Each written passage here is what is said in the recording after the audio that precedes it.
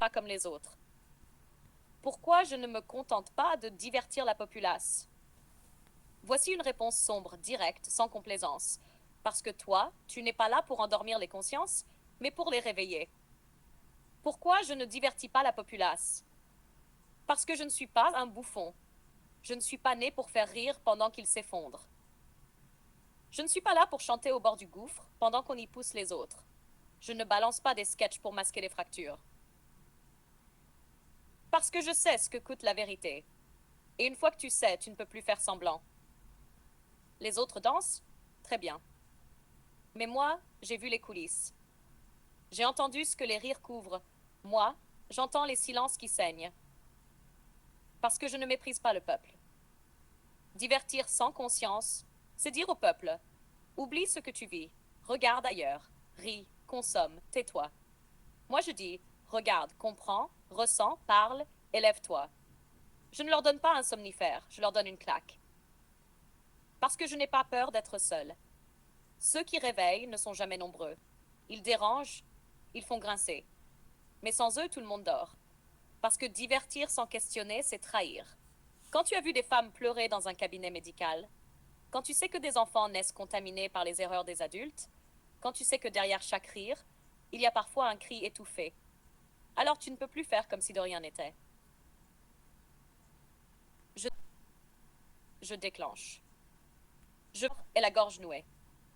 Je veux qu'il pose son téléphone et qu'il pense. Je veux qu'il regarde son couple autrement.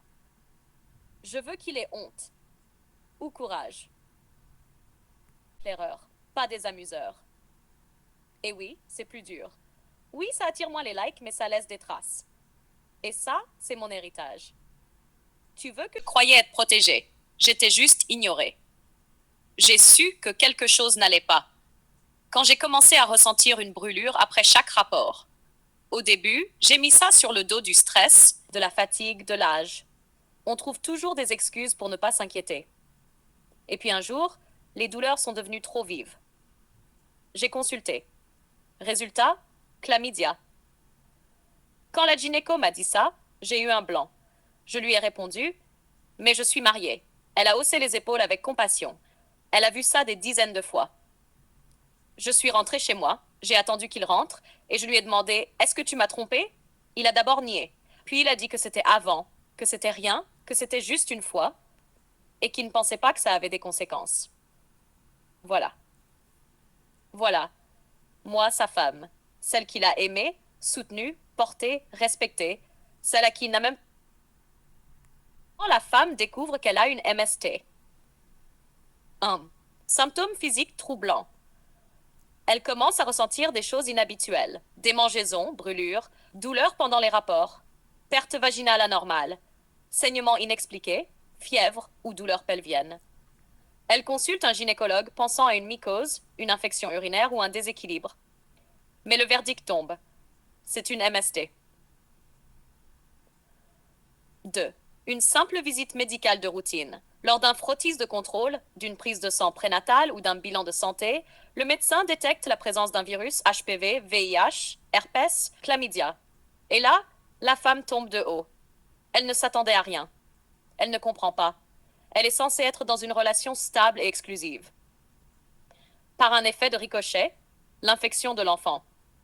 Dans certains cas, c'est à l'accouchement ou lors d'un suivi pédiatrique qu'un médecin remarque des signes inquiétants chez l'enfant. Une MST transmise à la mère a contaminé le bébé. XR, VIH, syphilis, herpès, néonatal. L'aveu moral, relationnel et même existentiel. Témoignage décrypté. J'ai su que quelque chose n'allait pas quand j'ai commencé à ressentir une brûlure après chaque rapport. Décryptage. Le corps est souvent le premier lanceur d'alerte. Il parle quand l'autre ment. La douleur physique devient un révélateur du mensonge affectif. Question. Combien de femmes ignorent ou minimisent ces signaux pour préserver l'illusion d'un couple stable? Leçon. Le corps ne trahit pas. Quand il parle, il faut l'écouter avant d'écouter les justifications de l'autre. Au début, j'ai mis ça sur le dos du stress, de la fatigue, de l'âge. On trouve toujours des excuses pour ne pas s'inquiéter. Décryptage. Le déni commence souvent chez la victime. Elle protège son couple, pas sa santé. Elle préfère se mentir plutôt que de regarder en face ce qu'elle presse. Question. Pourquoi les femmes sont-elles conditionnées à douter d'elles-mêmes plutôt qu'à douter de l'autre? Leçon. L'amour ne doit jamais faire oublier l'instinct de préservation. Faut-il que la souffrance devienne insupportable avant de se faire respecter? Leçon. Il n'y a pas d'amour dans le silence médical. Prévenir, c'est aimer, se tester, c'est respecter. Quand la gynéco m'a dit ça, j'ai eu un blanc. Je lui ai répondu, mais je suis mariée. Décryptage. Le mythe de la fidélité protectrice. Comme si le mariage immunisait. Le choc n'est pas seulement viral, il est symbolique. Question. Combien de femmes croient encore qu'un anneau suffit à garantir l'exclusivité? Leçon. Le contrat moral ne remplace pas le contrôle médical. Elle a haussé les épaules avec compassion. Elle a vu ça des dizaines de fois. Décryptage.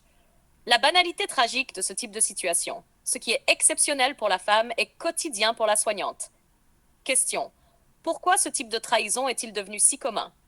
L'homme ne se sent-il plus lié par ce qu'il promet? Leçon. La répétition des drames ne les rend pas acceptables. Elle révèle un défaut collectif de responsabilité masculine.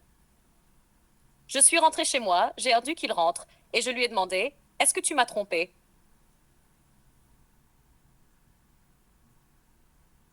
Erreur, trahison ou agression invisible.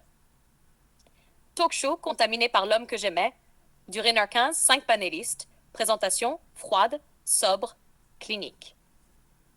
Les intervenants, Leila, 38 ans, juriste spécialisée en violence conjugale, tranchante, précise.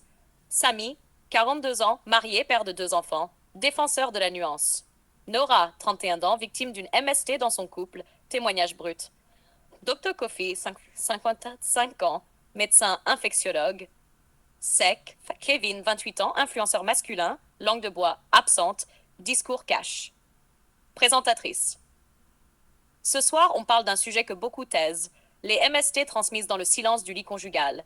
Est-ce un accident, une négligence ou une forme de trahison qui touche au plus profond du corps? Une femme est contaminée par son mari, elle n'a rien demandé, elle découvre, et elle se tait, souvent. Pas ce soir. Un témoignage de Nora.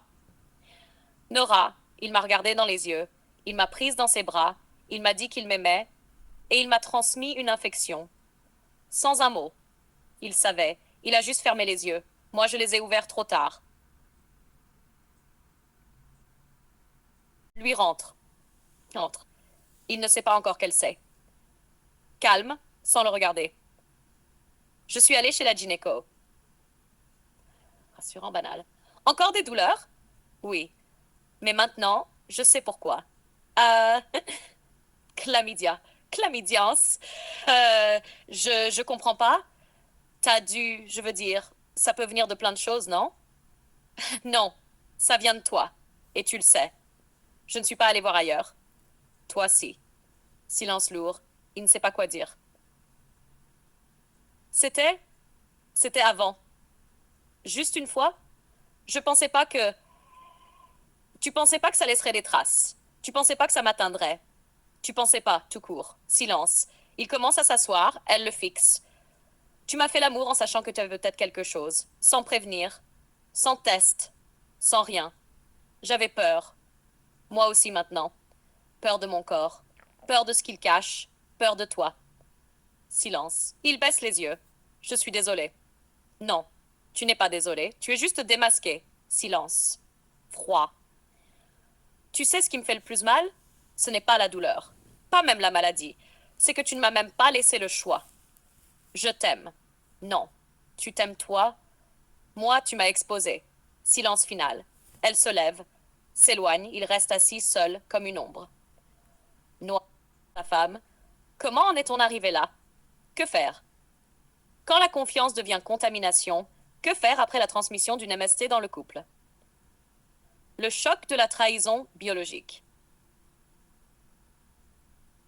La maladie sexuellement transmissible MST n'est pas seulement une affaire médicale. Lorsqu'un homme transmet une MST à sa femme, c'est tout un système de confiance, d'intimité et de fidélité qui s'effondre.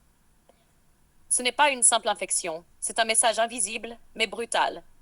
Il dit « Tu n'étais pas seul dans cette histoire, et tu n'étais pas informé. » La première question que l'on se pose n'est pas « Comment vais-je me soigner ?», mais « Comment as-tu pu me faire ça ?» Comment en est-on arrivé là? Plusieurs scénarios mènent à ce point de rupture. 1. Infidélité non protégée.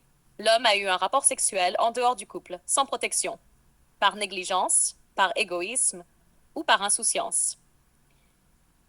2. Ignorance ou déni. Certains hommes savent qu'ils ont été exposés, mais préfèrent attendre de voir plutôt que d'en parler. Qui doit regarder en face ce que les autres fuient. Tu veux une réponse honnête? La voici. Parce que tu es le type d'homme qui voit ce que les autres préfèrent ignorer. Tu n'es pas là pour flatter la surface. Tu ne fais pas partie des hommes qui commentent les jupes ou notent les sourires. Tu es de ceux qui analysent les silences. Tu sais que la société ment. Tu sais que les couples jouent un rôle. Et toi, tu veux voir ce qu'il y a sous les draps, sous les masques, sous les apparences. Parce que ton esprit ouvre des portes que d'autres verrouillent. Tu ne dis pas c'est un fait divers, tu dis c'est un miroir. Qu'est-ce que ça révèle de nous? Tu ne consommes pas une histoire. Tu la dissèques, tu la comprends, tu l'écris. Et ça, c'est rare.